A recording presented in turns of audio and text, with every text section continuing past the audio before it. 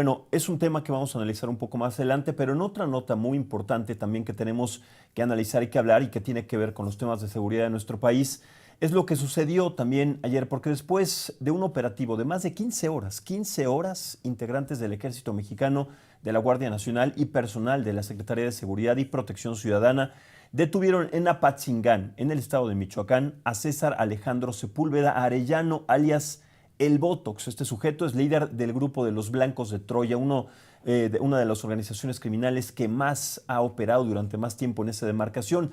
Este sujeto, el Botox, está vinculado con múltiples delitos, con homicidios, entre ellos con el del empresario limonero Bernardo Bravo. Usted sabe, a finales del año pasado fue cuando se llevó a cabo este asesinato y fue señalado directamente este delincuente como el autor intelectual y material de este delito. Pero para hablar de este tema, de la importancia que tiene de su detención, saludo con mucho gusto a David Saucedo, especialista en seguridad pública. David, me da mucho gusto saludarte. Buen jueves, ¿cómo te va? Gracias por la comunicación.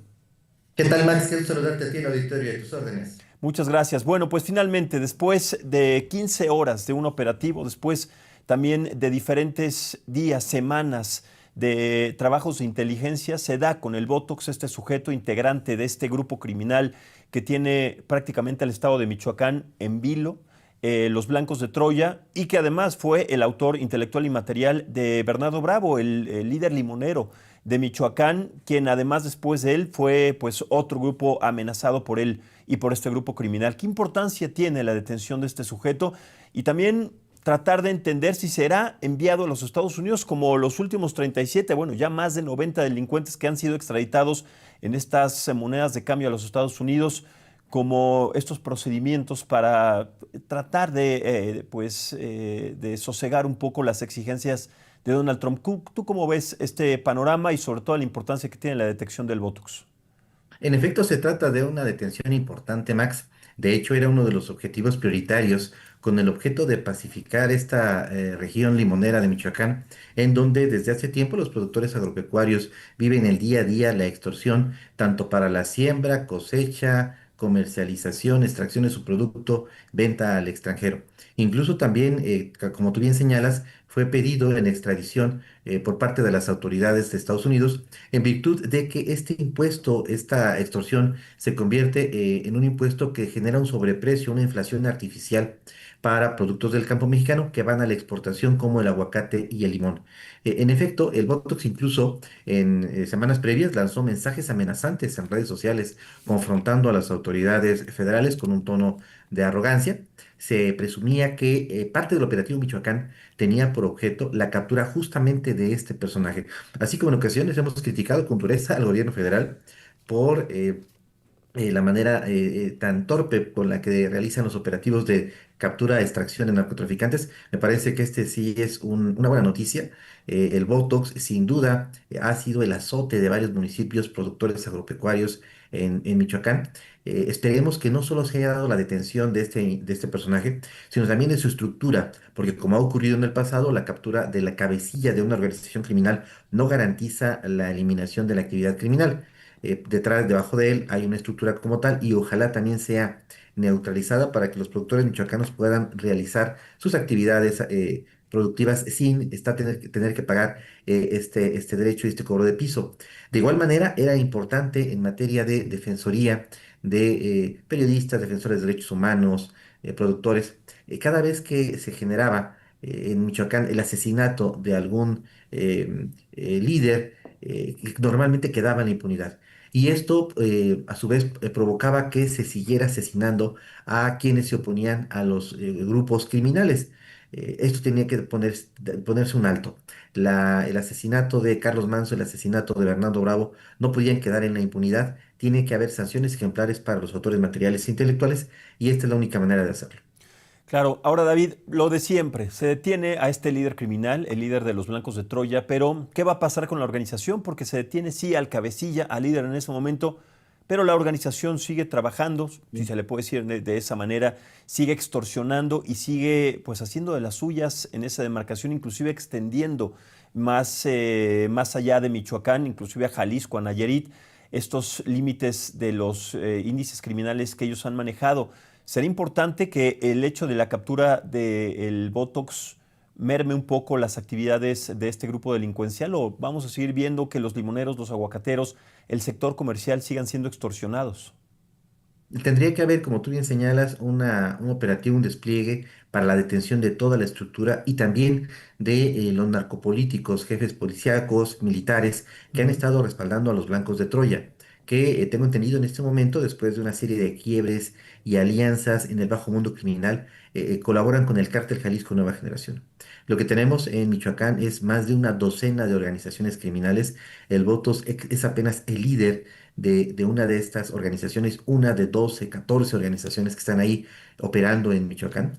Tendría que haber operativos simultáneos para la detención de los demás jefes criminales de las demás organizaciones, porque de otro modo, el desmantelamiento de los blancos de Troya, si se llegara a dar, únicamente va a generar un vacío regional de poder criminal ujú, que va a ser cubierto por alguna de las otras 12 organizaciones del exacto. crimen organizado. Entonces, en política, en el bajo mundo criminal, los vacíos se llenan. Entonces, lo que necesitamos es una acción contundente de parte de la autoridad para lanzar operativos de detención en contra de los otros jefes de los cárteles que operan en esta región y también de la detención de los narcoalcaldes que están respaldando a los grupos criminales en Michoacán.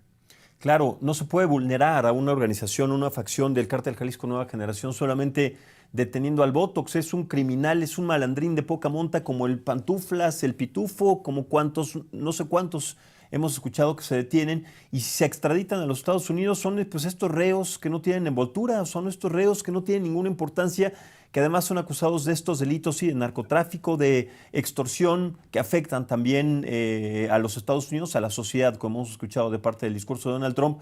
Pero en México, la sociedad y sobre todo también el apartado de los comuneros, el apartado comercial sigue siendo muy afectado. ¿Qué pasa entonces con los alcaldes, con los gobernadores, con los delincuentes de cuello blanco, a los que inclusive ha señalado la petición de Donald Trump ha sido expedita, que ya no le interesan estos delincuentes de poca monta, sino que quiere ya a autoridades y a gobernadores, quiere a personas vinculadas al narcotráfico, pero que tengan una posición dentro del estrado político mexicano que todavía no se han dado? ¿Qué pasa con ese tema, David? Y ojalá se dé, en el caso de Michoacán en concreto, incluso hay señalamientos hacia el gobernador Alfredo Ramírez Bedoya, que durante la campaña en la que resulta victorioso, se sabe que hubo movilización de los grupos de narcotráfico para llevar su base social de apoyo para votaran a favor de él. Pero esto ocurrió en varias entidades, en Zacatecas, en Colima, en Michoacán, en Sinaloa. El narco cuenta con base social de apoyo que moviliza en favor de los políticos con los cuales establecen una sinergia. Entonces, pues sí, coincido plenamente con tu apreciación. El gobierno federal tendría que combatir a la estructura criminal, a la estructura empresarial que se dedica al blanqueo de capitales, a la revisión de utilidades en negocios legales, a la estructura militar, a incluso la base social de apoyo que está alimentada con despensas, con juguetes, con medicinas, incluso con la construcción de obras de infraestructura social, infraestructura hidráulica, pavimentaciones. En ocasiones los narcos también pagan, financian las fiestas patronales, que son las fiestas de mayor relevancia en muchas zonas de México. Y desde luego ir a la casa de los políticos del actual gobierno estatal, Fiscalía Estatal, Policía Estatal, que colaboran con los grupos del crimen organizado. No se entiende que durante tantas décadas en Michoacán haya habido un esquema de gobernanza criminal sin que las autoridades políticas estuvieran coludidas. Claro, aprovechando el viaje, ahora que estamos hablando de temas de seguridad que involucran a otros delincuentes que son, ya se han utilizado como monedas de cambio hacia los Estados Unidos, esta nueva camada, digamos, de 37 reos que fueron otra vez extraditados a Estados Unidos por peticiones del gobierno de los Estados Unidos, sigue siendo insuficiente, pero además se hace en la oscuridad, se hace a escondidas. ¿Por qué no se da a conocer los nombres? ¿Por qué no se da a conocer ampliamente este operativo? Más allá de que haya sido un acuerdo que sabemos que tiene el gobierno de Estados Unidos con el gobierno de México, ¿por qué hay estos claroscuros? ¿Por qué hay pues este procedimiento tan misterioso de llevar a estos reos a Estados Unidos en esas condiciones, David? Tengo entendido que el gobierno norteamericano, desde que tomó Donald Trump posesión de la Casa Blanca hace poco más de un año, hubo una petición de cuando menos un centenar, más de un centenar de narcotraficantes que en ese momento se encontraban ya en el sistema penitenciario mexicano, en las cárceles mexicanas. Sin embargo, el gobierno de Claudio Sheinbaum estuvo haciendo entregas parciales, entregas escalonadas de este centenar de personajes. Como tú sabes, hubo dos entregas previas de alrededor de 50. Finalmente viene una tercera entrega de 37 individuos. Ujú. Tengo entendido que todavía están pendientes una veintena más de narcotraficantes y otros tantos que no estaban en la lista original de 100 individuos, pero que ahora, después de las investigaciones de las agencias de seguridad de Estados Unidos, se han incorporado. El gobierno de México siempre se ha negado a la extradición de narcotraficantes por buenas y malas razones. En primer término, porque normalmente la extradición de narcotraficantes de alto perfil genera guerras sucesorias al interior de los cárteles, como lo fue la captura y extracción del Mayo Zambada, una guerra civil al interior del cártel de Sinaloa. En segundo término, los narcotraficantes tienen información acerca de la narcopolítica, los sobornos y estas complicidades que tejen con alcaldes, legisladores, gobernadores, jefes de zonas militares, altos jefes policíacos, e incluso integrantes del gabinete.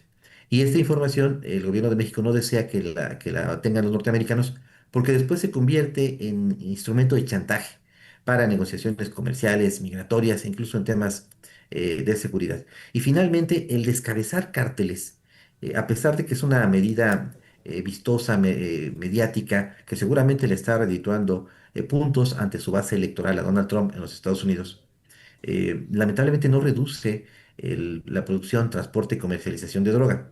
El año pasado, de acuerdo con las propias cuentas del gobierno federal, se detuvo alrededor de más de 30 objetivos prioritarios. Pues a pesar de esas detenciones, los volúmenes de producción de droga en México y de consumo en Estados Unidos no disminuyen, a pesar de que se hace un esfuerzo binacional en ese sentido. ¿Por qué? Porque hay un consumo creciente de droga en los Estados Unidos. Mientras se mantenga este nivel de consumo de drogas ilícitas en la Unión Americana, siempre va a haber proveeduría, ya sea de Colombia, de México, de China, de donde sea, pero va a haber proveeduría de droga. ¿Tú te acuerdas seguramente el año pasado declaraciones desafortunadas de la secretaria de Gobernación de Rosa Isela Rodríguez que explicaba que estas extradiciones respondían más a una falta de calidad en el sistema penitenciario mexicano, una falta además también de procedimientos que se necesitaban todavía inclusive modernizar y que mejor era mandarlos a Estados Unidos para que no corrieran el riesgo de fugarse como ha pasado en otros casos?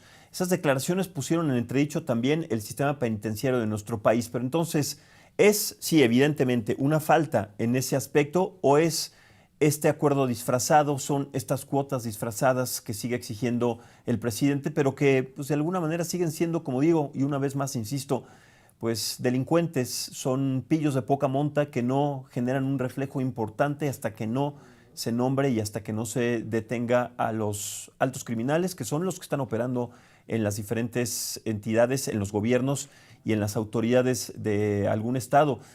¿Qué pasa con el sistema también penitenciario de nuestro país? ¿Sí tiene estas flagrancias, sí tiene estas debilidades, David? ¿Qué es lo que esperamos con los que todavía están detenidos, pero que no son proceso a extradición a otro país? Son ambas cosas, Max. Por un lado, en efecto, tenemos un sistema penitenciario deficiente. Lo que dijo la secretaria Rosa Isela en su momento fue políticamente incorrecto, quizá un poco cínico, el decir que bueno, no tiene la capacidad para contener a narcotraficantes de este nivel, pero es totalmente cierto, más allá de la falta de tacto al momento de hacer esta referencia. En efecto, los norteamericanos tienen la misma perspectiva sobre nuestro sistema de procuración de justicia y de nuestro sistema carcelario. Esa es la razón principal por la cual los norteamericanos lo que buscan es que, como desconfían de las policías locales, ellos lo que desean es realizar despliegues estilo Caracas, un Caracas. Ellos mismos, con sus tropas, hacer la detención de narcotraficantes de alto perfil o la destrucción de narcolaboratorios, porque desconfían de las capacidades de las policías de México, del ejército y de la marina. Después, una vez que los narcotraficantes son detenidos, los norteamericanos también tienen dudas acerca de que los narcos tengan sentencias condenatorias, porque en efecto se han infiltrado en el sistema judicial, en el Poder Judicial, y jueces y magistrados emiten fallos en su favor. Entonces, y tenemos una prueba muy fehaciente de este hecho. En México, todos los narcos, todos, con la excepción del Mencho y el Mayo Zambada, los narcos de alto nivel, todos estuvieron en prisión, todos. Y todos fueron puestos en libertad o se fugaron. Entonces, pues hay una sensación en los Estados Unidos de que tenemos un poder judicial que está permeado y cooptado por el narcotráfico. Y una vez que se detiene un narco, es procesado, sentenciado y llega a una prisión de alta seguridad, esta prisión al poco tiempo se convierte en una prisión ya no de alta seguridad, sino de alta comodidad. Tenemos no una Ujú, Almoloya, sino una Almoloya Palace. No exacto. dicho por mí, dicho por las propias autoridades que coyunturalmente hacen revisiones y detectan todo tipo de irregularidades. Bueno, el Chapo Guzmán se escapó de una prisión de alta seguridad y todo el mundo pudimos ver después los videos de cómo se dio esta fuga de película con un narcotúnel. Entonces, lo que hacen los norteamericanos es ampliar su sistema de justicia, de procuración de justicia, de seguridad pública, lo amplían hacia América Latina con el objeto de que los narcos sean detenidos por los norteamericanos, sean llevados a las cortes americanas, sentenciados y procesados, y que purguen sus condenas en cárceles de seguridad de los Estados Unidos, porque tienen una profunda desconfianza de nuestro sistema penitenciario. Ahora, dos cosas que me parece que van ligadas en este aspecto, David. Primero, es que en el paquete de egresos que fue anunciado, del paquete económico, no hay presupuesto para el sistema penitenciario ni para los aspectos de seguridad en este tema para este año. Es el primer año de Claudia Sheinbaum, le quedan 5 más. Se detuvo al licenciado, ahora al Botox, al mamado, a Hernán Bermúdez Requena, etcétera, etcétera, etcétera. ¿Quién sigue en la mira? ¿Quién está? Y va a alcanzar entonces, ¿hay determinado o se tiene determinado, tú consideras algún presupuesto para incrementar, sí, los montos y reforzar el sistema penitenciario o no? ¿O vamos a seguir exportando, vamos a seguir mandando con moneda de cambio a estos delincuentes de poca monta para seguir saciando las necesidades de Donald Trump? ¿Cómo es que ves los próximos 5 años? Yo sé que es muy lejano, pero pues esta ha sido la narrativa del año pasado y también parece ser que la de este, David. No, yo lo que percibo es que, bueno, no hay un presupuesto como tal. México invierte aproximadamente el 6% de su Sí, Producto Interno Bruto en seguridad pública y procuración de justicia, con nada. variaciones de acuerdo. Colombia, para superar esta situación de crisis institucional que se dio en la década de los 90, tenía un presupuesto de 12%, más el apoyo y financiamiento de los Estados Unidos con el Plan Colombia. Entonces, el presupuesto que tenemos en materia de seguridad este año incluso tiene una reducción en virtud de que parte del dinero que recibía la Sedena era para obras de infraestructura que tenía bajo su responsabilidad. Entonces hay una reducción por ahí y un incremento del presupuesto en efecto que se le asigna a Omar García Harfuch, pero todavía es insuficiente para levantar nuevamente a la Policía Federal, como entiendo es su pretensión de volver a ponerla en funcionamiento después de que fue eliminada por parte de Omar, del expresidente Andrés Manuel López Obrador. Entonces, presupuestalmente no hay las condiciones. Ujú, Es difícil establecer un panorama de 5 años, nada más te diría lo que tenemos en este año. Tenemos la Copa Mundial de Fútbol, ujú. en donde seguramente habrá en la zona metropolitana de Guadalajara una tregua mundialista. Veo muy difícil que se puedan hacer operativos en contra de la dirigencia del Cártel Jalisco, en virtud de que Guadalajara, la zona metropolitana, es sede de algunos partidos. Creo que incluso va a haber por ahí una especie de contención del gobierno federal para no confrontarse con el cártel Jalisco, porque si se diera la captura de alguno de los comandantes del cártel Jalisco o del propio Mencho, habría una guerra civil al interior del cártel Jalisco, como la hubo, como la hay en el cártel de Sinaloa, en plena Copa del Mundo. Entiendo que también está por definirse la fecha de la visita del Papa a México, que Ujú. normalmente también los grupos del narcotráfico, la mayoría de ellos, sus dirigentes son católicos, en las anteriores visitas del Papa, pactaron una especie de cese al fuego con el gobierno federal. Está en puerta la renegociación del TEMEC, en donde seguramente México va a tener que entregar algunos trofeos a Donald Trump para contener algunas de sus exigencias en materia comercial y arancelaria. Tenemos en paralelo los preparativos de las elecciones intermedias que se dan en el 2027. En este año solo hay elecciones en Coahuila para diputados locales, pero se empiezan a afinar las maquinarias político-electorales y lamentablemente tenemos desde hace tiempo al narco en campaña. seleccionando candidatos, identificando partidos políticos, amenazando y asesinando a aquellos que se oponen a sus proyectos criminales. Tenemos una fractura al interior del gabinete en materia de seguridad. Por un lado, al ala civil que encabeza Harfush y por otro lado, el ala militar del general Trevilla, que están en conflicto de manera permanente. Tenemos la presión incesante de Donald Trump, exigiendo todo tipo de concesiones en materia comercial, migratoria y temas de seguridad. La guerra civil al interior del cártel de Sinaloa continúa. El cártel Jalisco se sigue expandiendo en varias regiones del país. Es un panorama complejo para México en materia de seguridad este año. Ahora, como bien lo dices, el Tratado de Libre Comercio que se va a llevar a cabo el primer trimestre de este año, que después de lo que vimos ayer en Davos, Suiza, se ve complicado que México tenga un buen papel o que tenga pues alguna posición favorable respecto a lo que se planteó y nuevamente el discurso de Donald Trump. Pero también hablando del Mundial de Fútbol, de la visita del Papa, de las elecciones intermedias, de todo esto que marcas, es digamos que un receso para los criminales, para reagruparse, para reorganizarse, para volver a establecer sus condiciones, sobre todo tomando en cuenta las elecciones intermedias en donde ellos van otra vez a posicionar a sus candidatos, como lo marcas, David.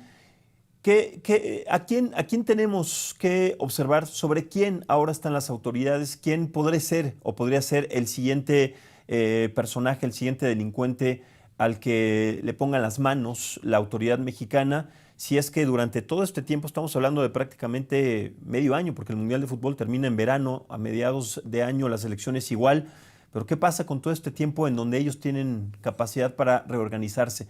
¿A quién tienen en la mira las autoridades y qué podemos ver después de que estos procesos de recesión, si se le puede decir de esa manera, terminen?